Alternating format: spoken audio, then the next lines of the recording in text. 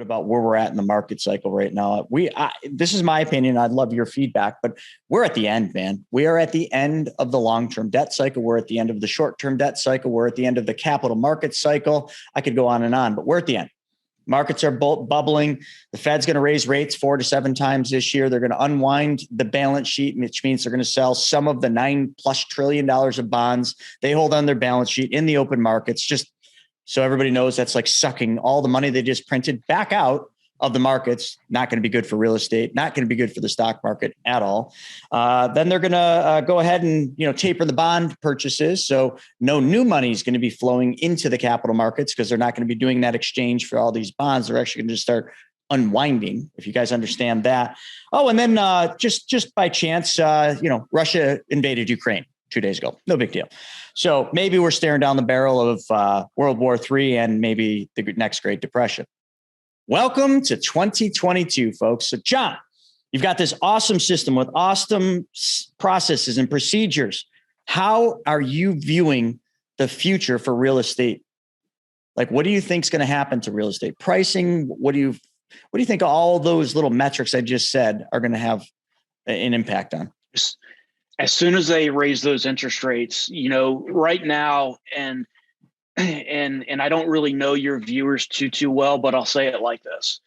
I hope right now, realtors and over the past couple of years have had it pretty easy. If you can go out there and get listings and whatnot, it's going to be very, very easy to sell that property. Everything's going in just a matter of hours or whatnot. And, there's a ton of people, lack of inventory, tons of, buyers looking for properties. It creates all the demand. We all hear all that stuff.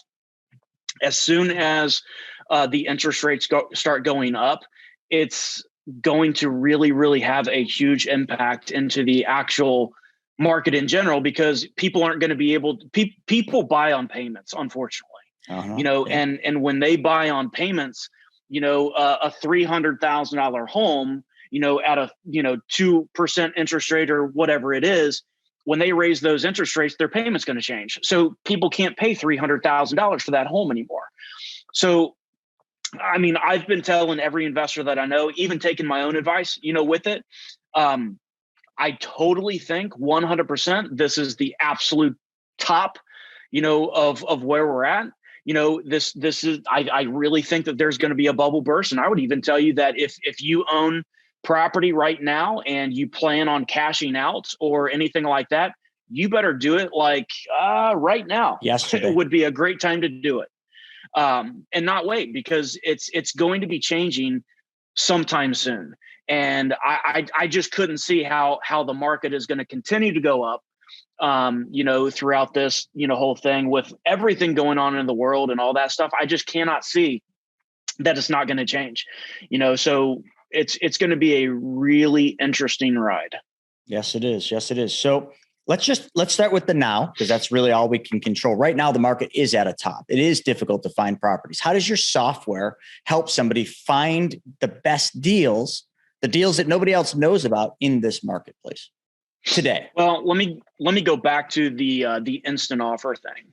I'll tell you why we developed it. We developed it because we got so sick and tired of the looky-loo sellers, if you give me this for it, I'll take it. We got so tired of that, the FUs and all this stuff. We got so tired of all that stuff, almost to the point to where it's like, okay, I'd never want to talk to you again. You're never going to go through and sell. You've heard what the news, said, and you think that your property is worth $1 million, but it's really worth 250. Whatever. So we developed this technology to where we don't have to talk to the actual sellers, because what we found is that they really truly only care about one thing. It's the price. You can build rapport all day long, but right now they really truly only care about how much money is going to go into their pocket, with it. So we developed that system to where it's like, look, we're basically playing the Carvana for cars. We're playing the Carvana for cars, but we're doing it for houses, to where, we're going to throw a bunch of offers out there, and the people that will tell me what you give me, or the people that F you or whatnot, they can't even contact us, because we're not even putting a phone number on anywhere that we, any of this marketing. They have to go onto the website. They have to get their instant offer. They can either accept or decline. And, we get notified of everything. As soon as they view the offer, we get notified who viewed our offer and everything else. If they declined our offer, well, great. We're going to follow up with you for life until you do want to go out there and decide to sell, or they can accept our offer right onto the screen to where we can go out there. So we never even have to talk to anybody with it. The technology literally does all the automation with the actual seller. So we developed that so that, it could kind of help us go on more appointments and do more deals without actually having to stick onto the phone and have to talk to all those people that were just wasting all of our times. So for any of you listening, like if you've got, a whole bunch of VAs making calls or you got, your call center, like so many, where it's tough to keep these guys motivated. It's tough to keep these guys in the culture. It's just tough. They go out partying and they just don't show up for work. Like, hey, now they just literally got replaced by software that does it all for you. So, the next question I was going to ask is, what's working right now? Well, obviously that's working, because you're right. Like I talk to investors all the time. They're making offers nonstop, and they're hearing the same thing. And a lot of them where you got sick of hearing these people, say F you and here's my price. A lot of these investors are so frustrated. They're just paying the price. I mean, look at what the iBuyers are doing, the hedge funds, they're just paying the price. And then they're hoping that the speculative bubble will keep pushing. And then they're being brainwashed, or they're brainwashing themselves to believe, oh, this is going to keep going. The government just printed $5 trillion. Nothing's going to change. There's so much demand. That is complete delusional thinking. Of course it's going to change. When rates go up, like you said, John, it's going to change. It's just a balancing. It's a counterbalancing.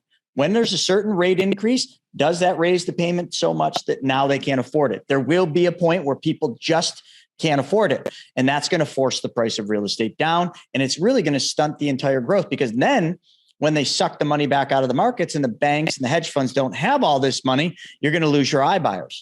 They're no longer going to have the capital to immediately deploy into real estate like they do today. Today, they got trillions of dollars to just throw around like it's just loose money, because they know the market's going to fall, the stock market. So they're getting money out of the stock market, putting it into fixed assets. When fixed assets start to drop in price and then the money gets sucked out, and they no longer have that ability to leverage an increasing asset, the game's over, folks. The music stops. You've heard it before. Let's go on to the next one, John. How many times? So you mentioned 8 to 12. Is that how many times you market a seller before they actually make a decision? What's the average amount of hits you need before somebody actually makes a decision? We market to them for about 6 months, is what we'll do. And even if, we'll even do that if once they actually respond to us, like initially we'll market to them for about 6 months. Once they go through and respond to us, it depends on what path they go down. Like if they were just kind of in left field, they wanted the stars and the moon for their home or whatnot, we'll still market to them for about 6 months.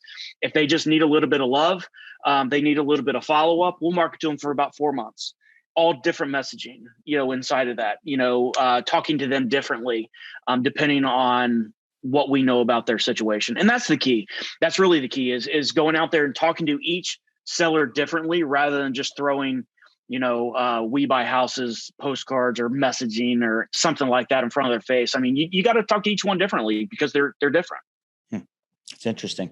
What would you say the biggest mistake real estate investors make today? Like, what would be the number one thing you see from your side that most of the real estate investors out there are making? I don't care if they're flippers, wholesalers, multifamily, syndicators, whatever. What is that mistake? That's interesting. That's interesting. I would probably say one thing that I see over and over and over again is people don't pay attention to really what's happening into the real estate market, and they try to use outdated systems. I'll give you an example.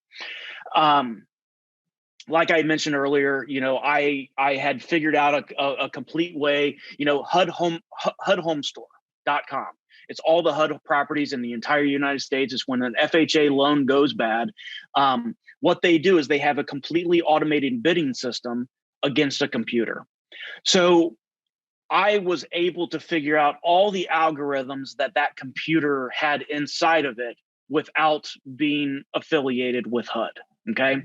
So what I mean by that is what I mean about the whole question is that because that is an absolute awesome system and everything else, people will try to go out. They still ask me today, John, can you help me with HUD? No, I can't.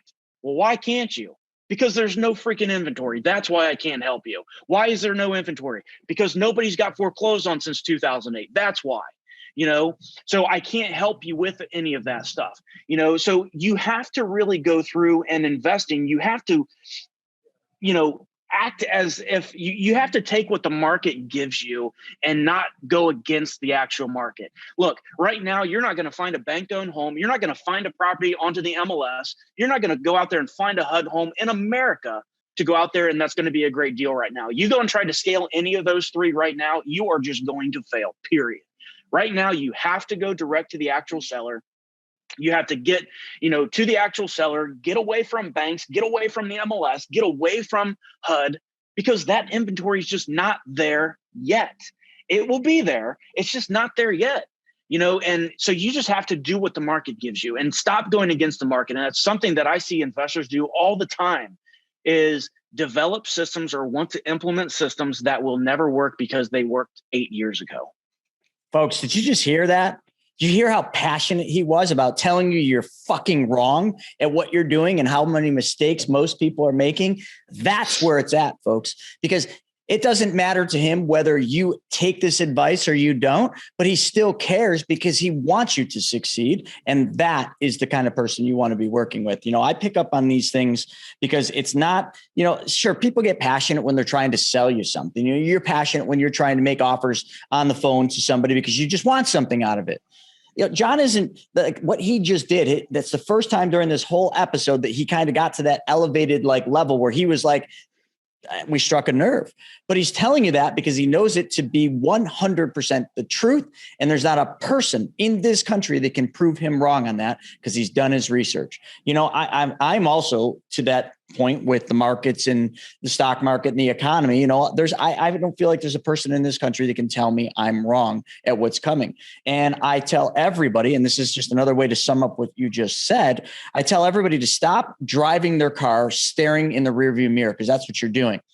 Everybody, I don't care if you're investing in the indexes, you're buying stupid IULs, you're doing everything with real estate investing the way you used to do it because it worked 3 years ago or 4 years ago, or some guru who is, came and went tells you how he was successful in the past, which it doesn't work today. You're driving your car looking in the rear view mirror. So I just want everybody to do this today. I don't care what kind of car you drive. Maybe you got a Lambo, maybe you got a Ford Focus, maybe you're driving a Pinto. Get in your car right now, turn it on, stare in the rear view mirror only. Do not look out the front windshield and go. Put it in drive and start going. Let me know how far you get before you fucking crash. Please tell me, how long will you be able to drive staring in the rear view mirror before you crash? Okay, now wake up and realize that that's exactly how you're running your business. That's exactly how you are investing your money. And that's exactly how you're going to crash and burn. And I hate to say it, probably 99% of the people out there, you are in a collision course. Financially, you're in a collision course with your financial future because you fail to look out the front fucking windshield of the car. Excuse my language. I'm having a bad fucking day. Anyway, John, let's get back to your stuff. I'd say, look at you laughing. I told you I'm in rare form today. Listen, it's hilarious. No apologies are coming from me because I gave you a fair warning from the beginning that this is going to be interesting. And we're there and people are so blind. And I don't want to see people get hurt, but you and I are going to watch a whole lot of people.